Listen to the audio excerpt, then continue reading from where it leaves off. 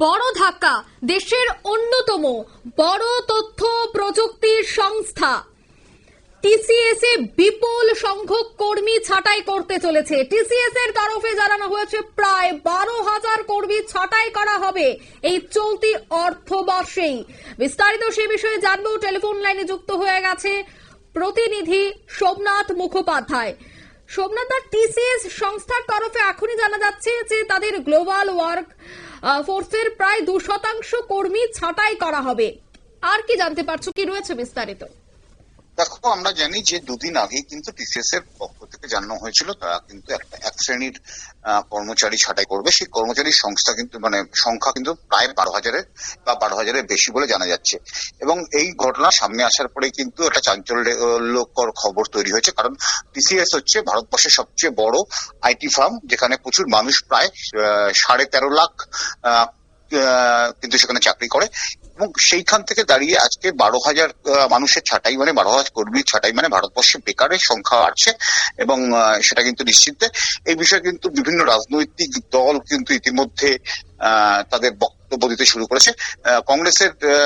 জাতীয় কংগ্রেসের মুখপাত্র জয়রাম রমেশ বলেছে কিন্তু এটা ভারতবর্ষের ক্ষেত্রে একটা অর্থনৈতিক ভূমিকম্প হতে চলেছে। কিন্তু টিসিএস এত মানুষকে কেন ছাঁটাই করছে তার কিন্তু এখনো অবধি স্পষ্ট করে বলা হয়নি, এবং কাদের ছাঁটাই করছে সেটাও কিন্তু স্পষ্ট করে বলা হয়নি। তবে যেটা জানা যাচ্ছে বিভিন্ন সূত্র থেকে, টিসিএস এর বিভিন্ন মহল থেকে, যে যারা দীর্ঘদিন ধরে কাজ করছেন তাদেরকে কিন্তু একটা সম্মানজনক একটা টাকা দিয়ে তাদেরকে কিন্তু চাকরি থেকে বরখাস্ত করা হবে। বিশেষ করে যারা দীর্ঘদিন ধরে কাজ করছে এবং যাদের কাজের নিয়ে বিভিন্ন রকম কমপ্লেন তৈরি হয়েছে তাদেরকেই মূলত টার্গেট করা হয়েছে। কিন্তু সংখ্যাটা এত বড়, সেই জন্য কিন্তু বিরোধীরা সুর চড়িয়েছে। যদিও বিজেপির পক্ষ থেকে এখনো অব্দি এই নিয়ে কোনো কিছু বলা হয়নি, তবে টিসিএসও কিন্তু আর নতুন করে কিছু বলেনি, শুধু জানিয়েছে যে এ মাসের মধ্যে অর্থাৎ আগস্ট মাসে কিন্তু ছাঁটাই প্রক্রিয়া শুরু হবে। অঙ্কিতা, একদমই, এত বড় একটা কোম্পানি যেখানে প্রচুর কর্মীরা সেখানে কাজ করেন, তাদের সংসার প্রতিপালন করেন এই কোম্পানির অর্জিত পয়সা দিয়ে, কিন্তু সেই জায়গায় এত বড় কোম্পানি হঠাৎ করেই দেখা যাচ্ছে কর্মী ছাঁটাই করে দিচ্ছে। কি মনে হয়, আর্থিক দিক থেকে কিছুটা হলেও এই বিষয়টার প্রভাব পড়ছে? দেখো, কংগ্রেসের জয়রাম রমেশ কিন্তু একজন যে টুইটটা করেছেন তাতে কিন্তু তিনি মূল কথাটা বলেছেন অর্থনৈতিক ভূমিকম্প। অর্থাৎ বোঝা যাচ্ছে যে ভারতবর্ষের অর্থনীতিতে কিন্তু একটা কোনো একটা জায়গায় বাড়ি খেতে চলেছে, অভ্যন্তরীণ অর্থনীতি। যতই আমরা বিশ্বের দুনিয়াতে আমরা এখনো অর্থনীতির দিক থেকে 3-4 নম্বরে থাকলেও যে ভারতবর্ষের যে একদম ডোমেস্টিক অর্থনীতি, সেই অর্থনীতির ক্ষেত্রে কিন্তু আমরা অনেকটাই পিছিয়ে আছি। এখনো কিন্তু ভারতবর্ষে বেকারত্বের হার অনেক, তার উপরে কিন্তু আরো বেকারত্ব, আরো 12,000 জন একসাথে বেকার হতে চলেছেন।